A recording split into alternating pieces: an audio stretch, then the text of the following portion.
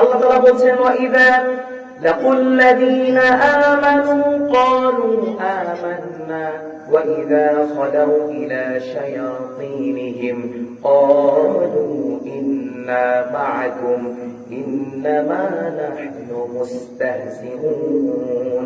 আল্লাহ তাআলা বলছেন এই সকল মুনাফিকরা রাসূলুল্লাহর কাছে যায়, যে বলে ইয়া রাসূলুল্লাহ আমরাও ঈমান আনছি।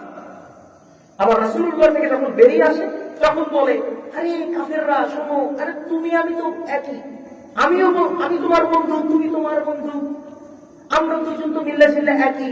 রাসূলুল্লাহর সাথে তো আমরা শুধু উপহাস করি, রাসূলুল্লাহর সাথে শুধু ঠাট্টা করি। রাসূলুল্লাহ তারা বোঝানোর চেষ্টা করে। এদেরকে ইসলামী পরিভাষায় আমরা বলি মুনাফিক। কি বলি? মুনাফিক। মুনাফিকের সংজ্ঞায় উলামায়ে কেরাম বলেছেন যে ইউযহিরু খিলাফান মা ইউবতিন। মুনাফিক হচ্ছেন কারা? যাদের অন্তরে এক, মুখে আরেক, মুখে এক কথা, অন্তরে আরেক কথা। আপনাকে বলবে একটা, করবে আরেকটা। আল্লাহ তাআলা তাদেরকে উপহাস করে কোরআনুল কারীমের সূরাতুন নিসা 143 নম্বর আয়াতে বলেছেন মুযাবযাবিনা বাইনা যালিক লা ইলাহা উলাই ওয়া লা ইলাহা উলা, যে এরা হচ্ছে দোদুল্যমান, এরা হচ্ছে মাঝখানে, না এদিকে না ওদিকে, মানে এরা নিজেরাই ডিসঅ্যাপয়েন্টেড, এরা নিজেরাই দুশ্চিন্তাগ্রস্ত আমি কোন দলে যাব, এরা নিজেরাই দুশ্চিন্তাগ্রস্ত যে এরা কোন দলে যাব। এজন্য মুনাফিক হওয়া ইসলামের অত্যন্ত একটা গভীরতা আছে। আল্লাহ তাআলা বলেছেন ইন্নাল মুনাফিকিনা ফি দারকিল আসফালি মিনান নার। মুনাফিকরা জাহান্নামের সর্বনিম্ন স্তরে থাকবে, জাহান্নামের সবচেয়ে নিকৃষ্ট স্তরে থাকবে। রাসূলুল্লাহ সাহাবীদেরকে, উম্মতদেরকে মুনাফিক হতে নিষেধ করেছেন, মুনাফিক স্বভাব থেকে দূরে থাকতে বলেছেন। রাসূলুল্লাহ মুনাফিকের এত ভয়াবহ আযাবের কথা বর্ণনা করেছেন।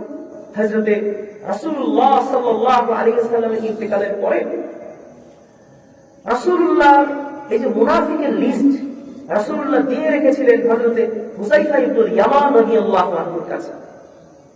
হযরত ওমর ইবনে খাত্তাব রাদিয়াল্লাহু আনহুর শাসনামলে হুযায়ফা ইবনে ইয়ামান রাদিয়াল্লাহু আনহুর কাছে ওমর ইবনে খাত্তাব একদিন আসে, এসে বলতেছে হুযায়ফা ইবনে ইয়ামান তুমি আমাকে বলো قال عمر لحذيفة أنشأني رسول الله صلى الله عليه وسلم من المنافقين قال حذيفة لا ولا أذكي بعدك أحدا।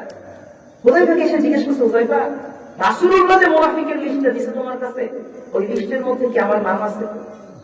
হুযায়ফা ইবনে ইয়ামান বলতেছে যে লা ওয়ালা উযাক্কি বা'দাকা আহাদা, আমাকে রাসূলুল্লাহ এটা কারণ বলতে নিষেধ করতে বলবো না।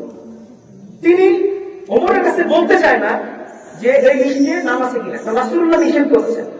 এখন ওমর তো আর সাধারণ কোন মানুষ না, ওমর তো অনেক বুদ্ধিমান।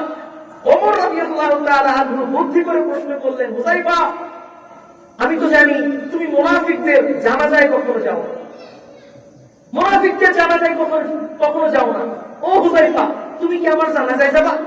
হযরত হুযায়ফা এসে দিচ্ছেন যে এইটা তো একটা হ্যাঁ বা না উত্তর দিতে হবে। এখন হ্যাঁ বা না উত্তর দিলেই বোঝা যাবে যে এই লিস্টে ওনার নাম আছে কি নাই।